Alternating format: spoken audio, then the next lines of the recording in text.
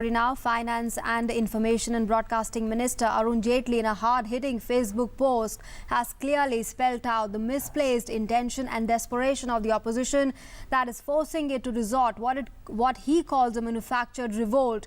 Be it the Dadri lynching case and the subsequent returning of awards in protest, the murder of rationalists, the much-hyped so-called church attacks, the strategy seems to be simple. Manufacture a crisis and subsequently manufacture a paper rebellion against the government in the wake of a manufactured crisis. Let's listen into what the minister had to say. The death by lynching of a member of minority community at Dadri was extremely unfortunate and condemnable. No right-thinking person can ever rationalize and condone such an action. Such incidents bring a bad name to the country. Subsequent to this incident, a series of writers have returned awards conferred on them by the Sahitya Academy. The thrust of the writers' protest appears to be that under the present central government led by Prime Minister Narendra Modi, an atmosphere of intolerance has been created in the country. Is this protest real or a manufactured one? Is this not a case of ideological intolerance? There are a large number of writers with left or Nehruvian leaning who have been recognized by government in the past. Some of them may have been entitled to this recognition. I am neither questioning their academic merits nor their right to have political prejudices. Many of them have spoken out against the present Prime Minister even when he was Chief Minister of Gujarat. After the new government was sworn in May 2014, those who had enjoyed the patronage under the earlier establishment have obviously been uncomfortable with the present government.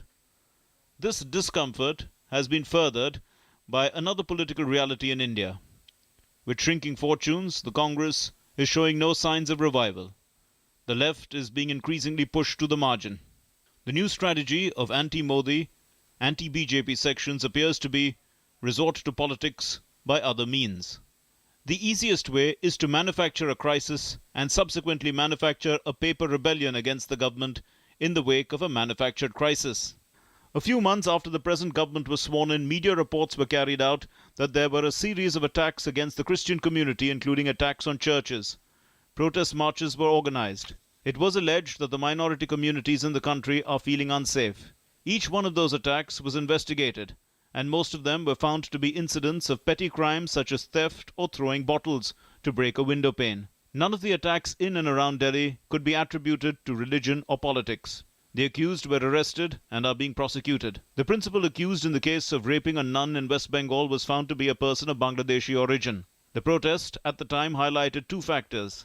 Firstly, that this was an attack on institutions of minority community, and secondly, the Prime Minister was quiet about it. Once the truth of these attacks, as being the cases of crime, was established, the propaganda and propagandists have both disappeared.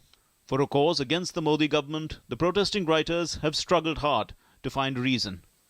The rationalist Mr. M.M. Kalburgi was shot dead in Karnataka, a Congress-ruled government. Mr. N. Dabolkar, another rationalist, was shot down on the 20th of August 2013 in Maharashtra, at that time ruled by the Congress and the NCP. Both incidents need to be condemned in no uncertain terms.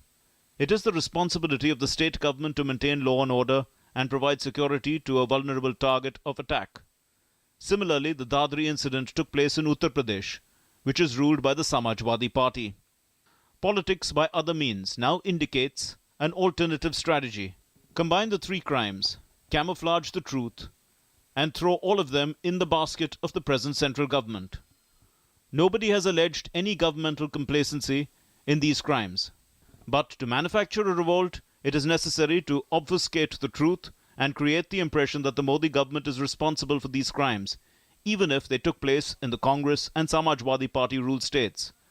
In fact, one of the protesting writers in 2015, while returning her Padma Shri, had cited the Sikh killings of 1984 as one of her reasons.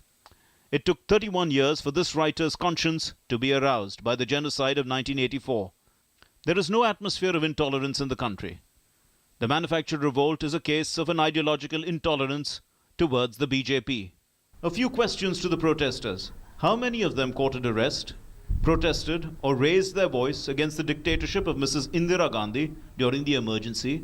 Did the writers speak against the Sikh killings of 1984 or the Bhagalpur riots of 1989? Was their conscience not shaken by the corruption involving lakhs of crores between 2004 and 2014, with the Congress showing no signs of revival and an insignificant left lacking legislative relevance? The recipients of past patronage are now resorting to politics by other means. The manufactured protest of the writers is one such case.